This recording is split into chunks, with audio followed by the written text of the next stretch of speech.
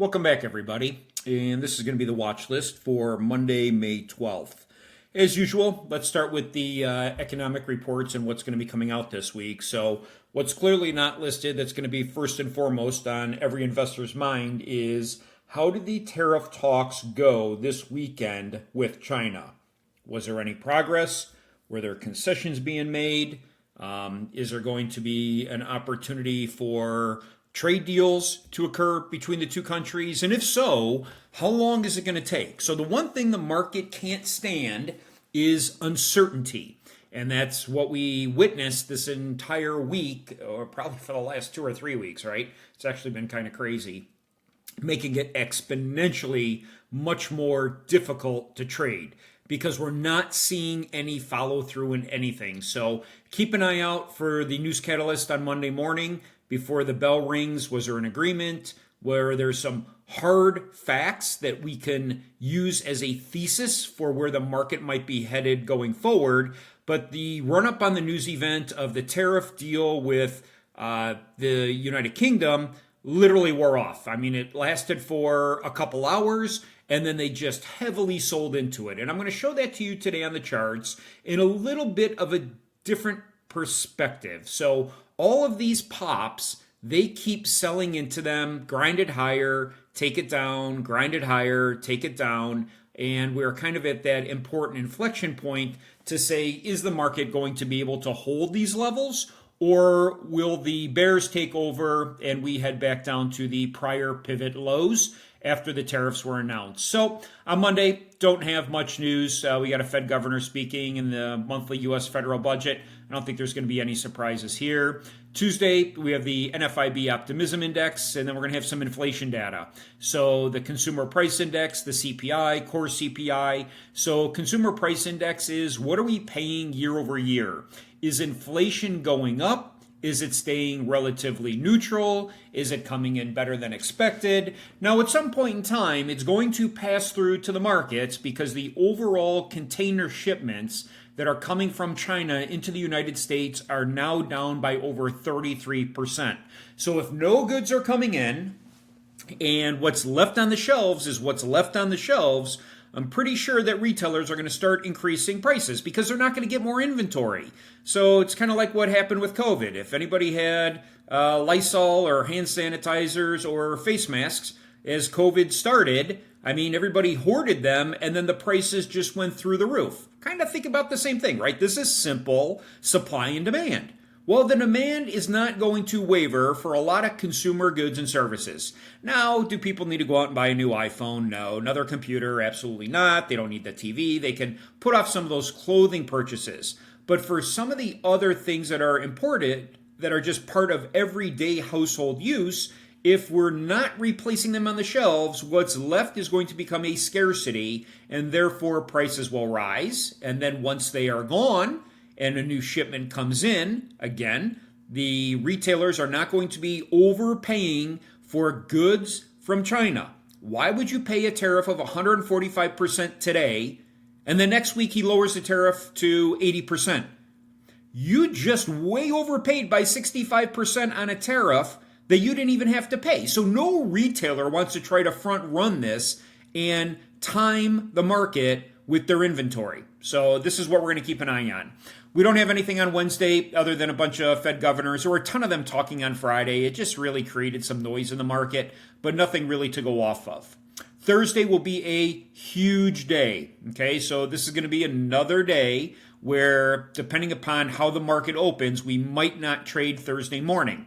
Not the fact that we have initial jobless claims, which is what the FOMC is clearly in tune to. Not only inflation, but they're more worried about the job market. Okay, we're going to have retail sales. We have the core PPI, so the producer price index. So what is it costing for input costs for manufacturers to produce goods and services? So a good example would be oil, aluminum, steel. Are the tariffs making the overall producer prices, i.e. car manufacturers, cost of cars going up? Are they starting to see that already leak into their overall production facilities? So we have the PPI. More importantly, what we have is Jerome Powell is going to be having a speech at 8:40 a.m. So depending upon what is being said, this will yet again move the markets. Now, I know we just heard from him, but what you don't know is who's going to ask a question that he's going to answer that is going to freak out the market. So if you're watching FOMC or you're trading it live with me, it was to a point of just quit talking. Quit taking more questions, because there's probably a loaded question somewhere that possibly somebody's going to ask. He answers it, and the algorithms pick up on it and just automatically buy or automatically sell. And then if you're in a position, it's impossible to manage the position. So we'll see if we're going to trade live on Thursday, to be determined. I'm sure I'll be here. Just maybe we'll watch and see. Okay. We have a lot of production utilization, business inventories, home builder confidence. Did home builders stop buying homes in building homes, right? Are they done buying land? Did they stop buying lumber because of the tariffs? As you know, most of our lumber is all imported from Canada. So this will impact the overall home builder confidence. And then on Friday, we have import prices. Well, we know where they're going to go up, right? They're clearly not going to go down. Housing starts slowing. I believe we now have 38 states within the country where the average starter home from a construction perspective is now right around $1 million. Again, my perspective, I don't know what you guys are getting paid. But to be able to afford a mortgage on $1 million home at higher than 7% rates with 10 or 20% down, you're looking at a $6,000 or $7,000 monthly mortgage payment. How many people can afford that, right? It's becoming a real problem from an overall housing perspective. Building permits, and then consumer sentiment. Again, I don't think this is going to come in very positive, but it shouldn't be a shock for anyone. So that's kind of the news. That's the overlying industry market that we're currently in, that we're just going to be dealing with for the foreseeable future. A couple things that I want to show you, though, and I'm going to take a look at this from a higher level than what I normally do. So I'm going to take SPY from its all-time high down to its tariff pivot low, okay? And I'm going to do a fib level. And you will note on the fibs, and you'll just kind of have to look through the yellow lines, but the 50% retracement was down here at 547. The 618, we were having a hard time breaking above it. We got above it. We failed it. Then we got this huge indecision candle on Thursday. I mean, this was an awful day to trade, right? What we don't want to see is high wicks, low wicks, tiny bodies, right? Tiny body. We need large bodies to actually have a trend day to stay in a trade long enough. So if you're getting into a trade and you're in calls and you are not trailing your stops into profits, you're probably going to lose all of your money and then some. Same thing with puts. If you're jumping in puts on the day and you are not trailing your stops up into profits and this thing whips in the other direction, you're going to have a green trade go red. So for those of you that are trading live with me, you will hear me say, once the trade has gone green, I have stops in profits, even to some extent if it's going to be break even. Now, you have to look at the market momentum. Where are your EMAs? What's your MACD doing? What's Confluence doing between SPY and QQQ? And also, you must be watching the futures. Now, for some of you who spent time with me going through the supply and demand indicator with Bryce, he does not chart SPY and QQQ. Now, he's one of the only traders that I know that doesn't chart SPY and QQQ, and every other professional trader does. But that's because he is trading liquidity levels on the futures data, okay, which are my blue lines. So I post these in the Discord every morning as well. He's just trading liquidity levels on SPX. So he doesn't really care what supply and demand is on SPX. He doesn't care what it is on QQQ. He's not even charting levels on QQQ. All he's doing is trading liquidity levels on a technical basis to these pivots. That's it. So he will take calls here, make the assumption it's going to run to here. Take calls here, make the assumption that it's going to run to here. Those are his profit-taking targets. His stop losses are going to be a close below the level. And then if he goes short, he's going to run it short down to the next level. Same thing here. We go short in ES, he's going to run it to the next level. So be sure you're watching ES, NQ, as well as volatility. I know he doesn't watch volatility. which is perfectly fine. For me, I know that if volatility goes up, the market is coming down. So again, use it all in context to paint yourself the best three-dimensional picture possible, okay? But when you're looking at SPY on the daily basis, we are holding this 618 fib. So again, I do price levels on SPY. I do price levels on QQQ. I think they're very valuable. Why do I think they're valuable? Because you can see that they hold, right? They hold here, they reject, and then they hold. So again, I would rather have another piece of data in my archive to say whether or not I should be taking a trade. Now, on between levels, I would not take a trade. I'd love to see Monday we push down here to the 618 fib, bounce it higher, fail this level as well as the 618 fib, and we can go lower. Let's do the same thing on QQQ. So on the Qs, again, I'm going to take you on a daily basis from the all-time high to the COVID pivot low. And it looks like it did not pick that up correctly. So let me go ahead and fix that. So let's just do it together here real quick. We will go ahead from this all-time high to this COVID pivot low. We will save this chart. And here's where we're at with the 50. The 50 is at 471 on my right, and then 487 for the 618. You will note they are holding the 618, okay, which is also where I have a price level. So the fib is at 487.97. My price level was at 487.65. So that gives me a lot of confidence that we are at a strong level which will hold. Now, if we fail this and we go below, then I'm going to use an interim level down here, back down to 484, and then down to 483. I've been having to put more interim levels in on my charts, which are typically on a 15-minute time frame, and it's because of news flow. So what's happening in this nervous, jerky market is that we are getting tweets or we are getting bits and pieces of information, and then the market just automatically reverses. It's not even making it back to its prior liquidity levels.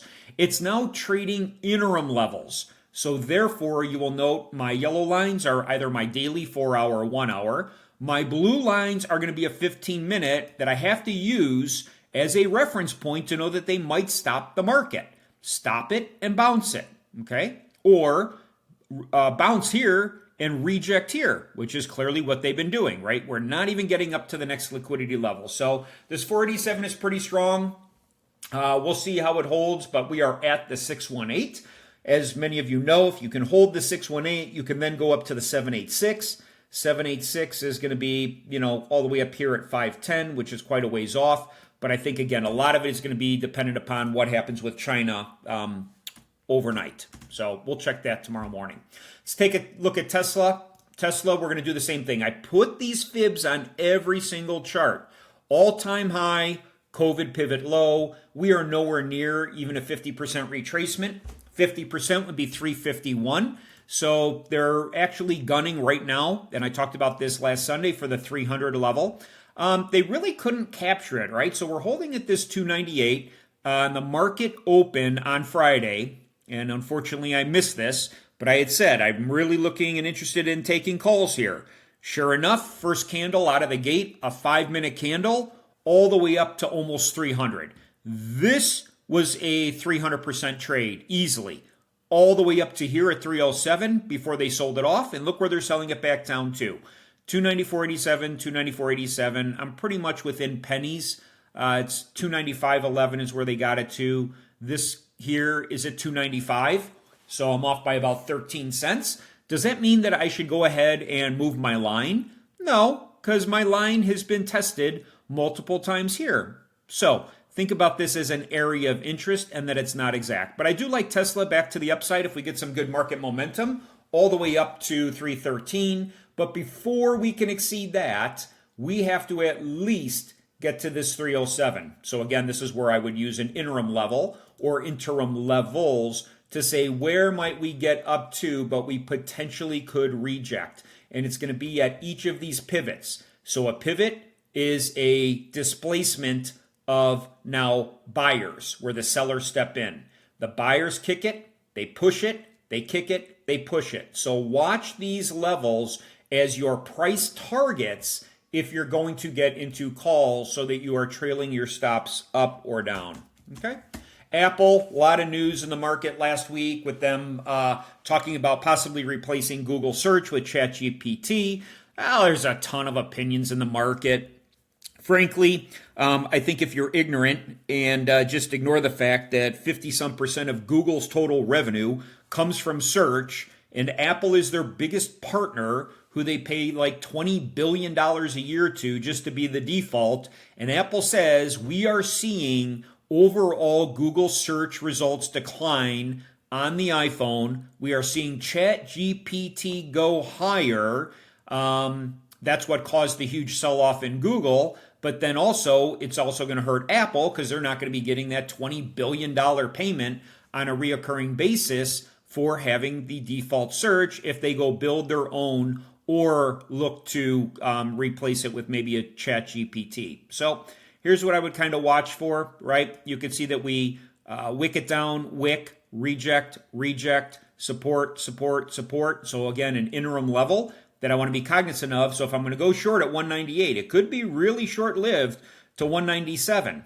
So you just can't get in puts and then just say, well, I'm going to set it and forget it. Now, we kind of have a box range going to the upside as well, right? So if you look where we hit, one of these pivot lows right here, and then they were kind of using it as overall resistance, we're just chopping back and forth in this range. You got to get above 200 to really go all the way up to 202. So keep an eye on that. Again, supply and demand indicator, we're fairly balanced. We're in demand. We have supply above us. That's not always a great stock to trade because the buyers and sellers are all agreeing on price, and we need them to disagree on price. Let's take a look at Amazon. Again, I'm going to do the exact same thing. Fib, all-time high, tariff pivot low. We are not even at the 50% retracement. This one is really struggling. I think this probably has more room to the downside than it does back to the upside. I just don't like the structure, down, up, down. This is not making a new high compared to this, right? So we are still somewhat in a downward pattern. It's grinding higher, but it's not doing it very eloquently either, right? We get a little momentum, they sell it off. We get a little momentum, they sell it off. So this one, I actually like back down to the short side.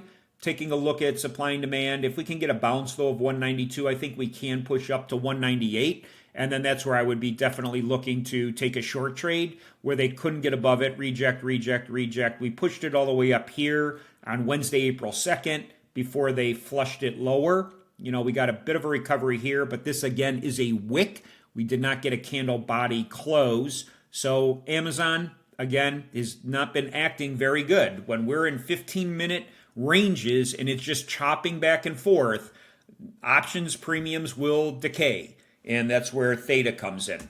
Let's go ahead and take a look at Google. Referenced it before. A couple things on this that I think we should be watching. One, let me get rid of the overall supply and demand. But what I did do on this one, again, all-time high to pivot low on tariffs. The 50% fib is all the way up here at 174. The 60 is at 182. And then here was this huge kill candle on the news where it literally dropped 10% in a single day. Now, mind you, they got a little bit of a bump, but we are closing back below this pivot that I had right here on a 15-minute time frame, which was kind of the opening range from Thursday. So Wednesday was a huge drop. They gap it up in the morning, but now they can't even hold that, and it is rejecting this 152. So I like this, probably some 150 puts to the downside if we have some overall market weakness, okay? So keep an eye on Google for that. And then again, supply and demand, we're going to be in heavy demand, right? And we're just in heavy demand because of the price. But look at how they're stepping in the middle of the day and just selling this thing off. So as soon as it gains some momentum, not now. Yeah, they're just not having it. So lot of movement there. Let's look at Meta. Meta is actually the best performing of all the tech stocks. So again, all-time high, COVID pivot low. We are now approaching the 50. We actually rejected the 50 on Thursday. Okay, right to it almost. So the fib was at 610.36. This candle high was 611.30. And then clearly, as soon as it hit that, and we can go down here, and you'll see that once they hit it, okay, it sure as heck didn't last long. It was on one candle at 635 on the market open, and it rejected the fib. They tried to push it back up here. Sellers stepped in. Now the question will become is, can we have the buyers hold 589? Okay, if we can hold this 589, we can go higher. We break demand, then I think we're going back down to 580. We get below 580, then my next target will be 574 to the downside. So again, keep this one on watch. I think the tech stocks are going to be some of your best bets. We do have a gap here. Let me go ahead and do that. I only do gaps on a daily time frame where the stock closed and then gapped up or gapped down the next morning. So you will actually do it from the two candles where the one candle closed and the next candle opened. Now, if we get some candles over the next week that push into this, then I will reduce the size of the gap. Okay, but we want to watch our gaps because they will act as overall magnets.